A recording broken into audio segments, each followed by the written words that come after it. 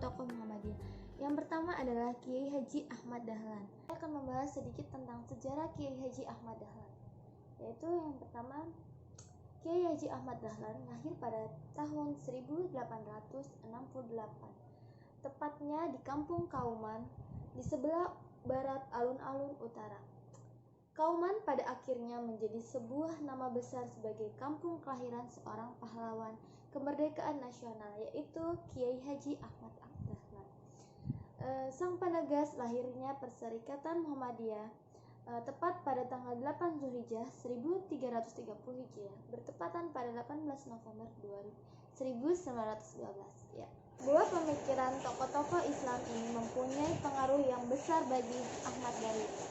Jiwa dan pemikiran yang penuh semangat oleh aliran pembaruan ini dikelak kemudian hari menampilkan corak keagamaan yang sama, yaitu melalui Muhammadiyah yang bertujuan untuk memperbarui pemahaman keagamaan keislaman di sebagian besar dunia saat itu yang masih bersifat ortodoks. Kiai Haji Ibrahim lahir di Kauman tepatnya pada tanggal 7 Mei 1874.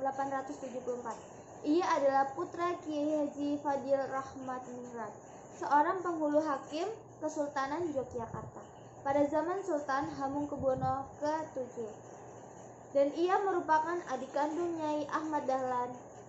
Masa kecil Ibrahim dilalui dalam asuhan oleh orang tuanya dengan diajarkan mengkaji Al-Quran sejak usia 5 tahun. Ia juga dibimbing memperdalam ilmu agama oleh saudaranya sendiri, yaitu kakak tertuanya yang bernama Kiai Haji Muhammad Nur. Ia menunaikan ibadah haji pada usia 17 tahun dan dilanjutkan pula menuntut ilmu di Mekah selama lebih kurang 7-8 tahun. Pada tahun 1902 ia pulang ke tanah air karena ayahnya yang sudah terlanjut usia. Kiai Haji Ibrahim yang selalu mengenakan jubah panjang dan sorban dikenal sebagai ulama besar dan berilmu tinggi. Setibanya di tanah air, Kiai Haji Ibrahim mendapatkan sambutan yang luar biasa dari masyarakat. Banyak orang berdayung-dayung untuk mengaji ke hadapan Kiai Haji Ibrahim. Beliau termasuk ulama besar yang cerdas, luas wawasannya, sangat dalam ilmunya dan disegani. Ia juga merupakan hafiz Quran dan ahli qiraah, serta mahir berbahasa Arab. Sebagai seorang Jawa, ia sangat dikagumi oleh banyak orang karena keahliannya, kefasihannya dalam penghafalan Al-Quran dan bahasa Arab. Pada usia 20 tahun, tepatnya pada tahun 1888, ia kembali ke kampungnya dan berganti nama menjadi Kiai Haji Ahmad Dahlan. Sepulangnya dari Mekah, ia pun diangkat menjadi Khatib Amin di lingkungan Kesultanan Yogyakarta pada tahun 1902 sampai dengan 1904. Ia menunaikan haji untuk kedua kalinya yang dilanjutkan dengan memperdalam ilmu agama pada beberapa guru di Mekah. Ahmad Dahlan adalah seorang yang sangat berhati-hati dalam kehidupan sehari-harinya. Ada sebuah kutipan nasihat yang ditulis dalam bahasa Arab untuk dirinya, yaitu, "Wahai Dahlan, sungguh di depanmu ada bahaya besar dalam peristiwa-peristiwa yang akan mengejutkan engkau. Yang pasti engkau harus melewatinya. Mungkin engkau mampu melewatinya dengan selamat, tapi mungkin jika engkau akan binasa karenanya. Wahai Dahlan, coba engkau bayangkan seolah-olah engkau berada seorang diri bersama Allah, sedangkan engkau menghadapi kematian, pengadilan, hisab, surga dan neraka. Dan dari sekian kalian yang engkau hadapi itu, renungkanlah yang terdekat kepadamu dan tinggalkanlah lainnya." Yang diterjemahkan oleh Darwaji Hadi Kusumo. Yang kedua adalah Kiai Haji Ibrahim. Ia juga pernah melakukan khutbah iftitah atau Kongres Muhammadiyah yang ke-19 di Bukit Tinggi, Sumatera Barat pada tahun 1930. Ia menyampaikan dalam bahasa Arab yang sangat fasih. Ya, sekian pembahasan saya tentang Kiai Haji Ibrahim. Nah, yang selanjutnya adalah Kiai Haji Hisham. Kiai Haji Hisham ia menjabat pada tahun 1934 sampai dengan 1936. Ketua Pengurus Besar Muhammadiyah yang ketiga ini, ia dipilih dikukuhkan sebagai Ketua Pengurus Besar Muhammadiyah dalam Kongres Muhammadiyah yang ke-23 di Yogyakarta pada tahun 1934. Ia adalah salah satu murid langsung Kiai Haji Ahmad Dahlan yang juga adalah seorang abdi dalam ulama Kesultanan Yogyakarta Hadiningrat. Yang menonjol pada diri Hisyam adalah ketertiban dia dalam administrasi dan manajemen organisasi pada zamannya. Pada periode kepemimpinannya, titik perhatian Muhammadiyah lebih banyak diarahkan pada masalah pendidikan dan pengajaran, baik pendidikan agama maupun pendidikan umum. Hal ini dibuktikan dengan pendidikan anak-anak beliau. Hisyam mengalami perkembangan yang sangat pesat, juga bahwa ketertiban dalam organisasi juga menjadi semakin mantap. Hal ini terjadi karena Kiai Haji Hisyam pada periode pemimpinan sebelumnya telah menjadi ketua bahagian sekolah. Saat itu disebut dengan Majelis Pendidikan. Dalam pengurus besar Muhammadiyah. Pada periode kepemimpinan Hisyam, Muhammadiyah telah membuka sekolah dasar 3 tahun, yaitu dengan menyamai persyaratan dan kurikulum sebagaimana Folk School Government.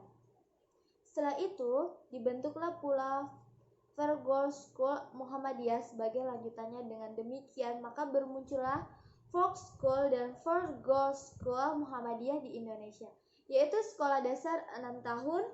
Muhammadiyah pun mendirikan sekolah semacam dengan itu. Bahkan Muhammadiyah juga mendirikan Holland Inland School Made the Quran Muhammadiyah untuk menyamai usaha masyarakat Katolik yang telah mendirikan Holland Inland School Made the Beach Bell. Kebijakan Kiai Haji Hisyam dalam memimpin kaum Muhammadiyan saat itu diarahkan pada modernisasi sekolah-sekolah Muhammadiyah, sehingga selaras dengan kemajuan pendidikan yang dicapai sekolah-sekolah yang didirikan pemerintah kolonial. Ia berpikir bahwa masyarakat yang ingin putra-putrinya mendapatkan pendidikan yang luas harus memasukkan ke sekolah-sekolah yang berpendidikan pemerintah kolonial. Namun, karena Muhammadiyah sendiri telah mendirikan sekolah-sekolah umum yang mempunyai mutu yang sama dengan sekolah-sekolah pemerintah, bahkan masih dapat pula dipelihara dengan pendidikan agama bagi putra-putri mereka.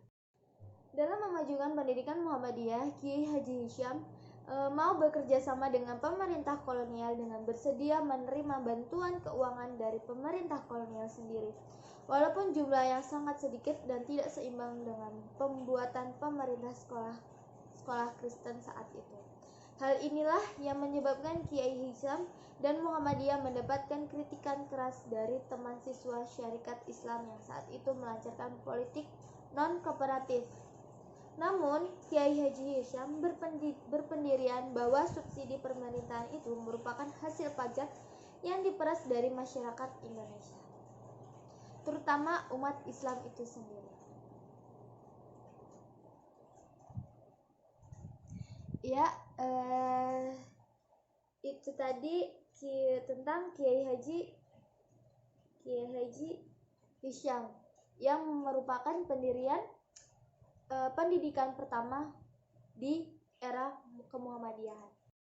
Selanjutnya yaitu Kiai Haji Mas Mansur. Ia menjadi ketua Muhammadiyah pada tahun 1934 sampai dengan 1941.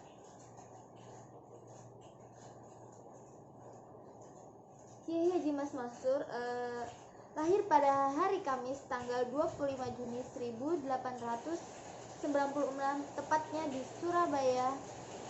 Ibunya bernama Rodah, seorang wanita kaya yang berasal dari keluarga pesantren Sindoresmo Monokromo Surabaya, dan ayahnya bernama Kiai Haji Mas Ahmad Mas Marzuki, seorang pionir Islam, ahli agama yang terkenal di Jawa Timur.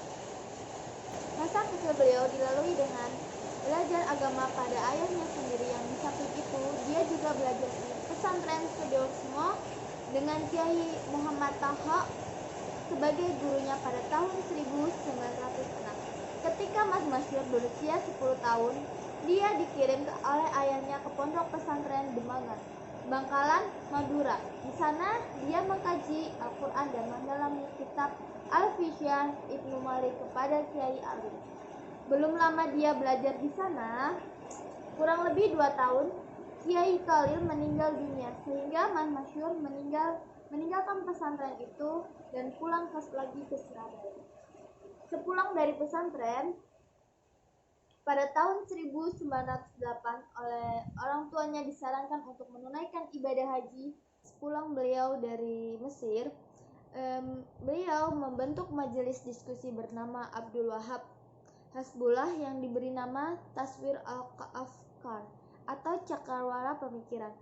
Terbentuknya majelis ini diilhami oleh keadaan masyarakat Surabaya yang diselimuti kabut, kekolotan masyarakat sulit diajak maju, bahkan mereka sulit menerima pemikiran baru yang berbeda dengan tradisi yang mereka pegang. Taswir Al-Afkar merupakan tempat perkumpulan para ulama Surabaya sebelumnya.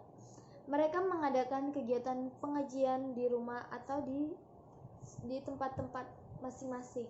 Masalah-masalah yang dibahas berkaitan dengan masalah-masalah bersifat keagamaan murni sampai masalah politik yang berjuang melawan penjajahan. Aktivitas Taswir Al-Fakr mengiklami lahirnya berbagai aktivitas lain di berbagai kota, seperti Nadatul Al-Watan atau kebangkitan tanah air yang menitik beratkan pada pendidikan. Sebagai kelanjutan Nadatul Al-Watah, Mas Masyur dan Abdul Wahab Hasbullah mendirikan madrasah yang bernama Kitabul Al-Watah atau Mimbar Tanah Air. Kemudian Madrasah Al-Watan di Monokromo, tepatnya di Gresik, di Jombang. Kalau diamatin dari nama yang beliau gunakan, yaitu Al-Watan yang berarti tanah air, maka dapat diketahui bahwa kecintaan mereka terhadap tanah air sangatlah besar. Mereka berusaha mencerdaskan bangsa Indonesia, bangsa lain. Itulah yang mereka harapkan, atau yang tujuan mereka adalah membebaskan tanah air dari belenggu penjajahan pemerintahan sendiri tanpa campuran tangan bangsa lain.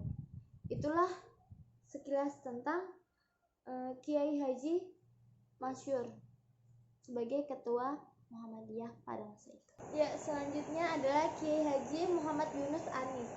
Ia menjadi ketua pada tahun 1959 sampai dengan 1962.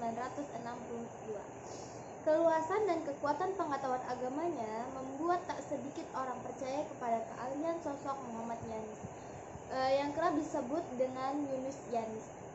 Tak kecuali kalangan tentara. Bukti nyata besarnya kepercayaan diberikan TNI, Tentara Nasional Indonesia. Pada tahun 1945, TNI menobatkan Yunus Anis selaku Kepala Pusro Angkatan Darat Republik Indonesia, atau biasa dikenal dengan Imam Tentara. Selama mengemban tugas, Yunus Anis banyak memberikan pembinaan mental terhadap para tentara. Putra sulung 9 bersaudara dari pasangan Haji Muhammad Anis dan Siti Syaudah ini lahir di Kauman pada tanggal 3 Mei 1903. Masa kecil Yunus Anis banyak mendapat tempaan teladan dari ayahnya yang tak lain kawan seperjuangan Kiai Haji Ahmad Dahlan. Bahkan nama sang ayah tercatat dalam Reksperson Muhammadiyah. Membaca Al-Quran dan pendidikan akhlak adalah ilmu pertama dan utama yang diperoleh dari kakek dan ayah. Pendidikan formalnya dimulai dari Sekolah Dasar Rakyat Muhammadiyah Yogyakarta, kemudian dilanjutkan dengan Sekolah Atlantas dan Sekolah Al-Ishrad Batavia Jakarta yang dibimbing oleh Syekh Ahmad Suryati, kawan karib Kiai Haji Ahmad. Selama rentang pengabdiannya sebagai mubalik, Yunus Anis pernah tinggal di daerah seperti Sigil, Nagro Aceh, Darussalam, hingga ke Padang Pajang, Sumatera Barat, serta pernah pula tinggal di Makassar dan Alabio, Kalimantan Selatan. Di berbagai daerah yang disinggahi dan ditempati, Yunus Anis membuka jalan baru bagi perkembangan Muhammadiyah dan banyaknya mendiri cabang-cabang perserikatan Muhammadiyah. Besar adilnya dalam mengembangkan misi dakwah dan gerakan Muhammadiyah, pada akhirnya menebatkan sosok A sebagai pengurus besar Muhammadiyah. Yunus Anis kembali ke Yogyakarta karena diminta sebagai pembina bagian muda Hizbul Waton. Tugas ini diterima dengan penuh gairah, lalu berkiprah sesungguh-sungguh dalam membina pemuda berjiwa agresif, kreatif, bersendikan nilai-nilai Islam.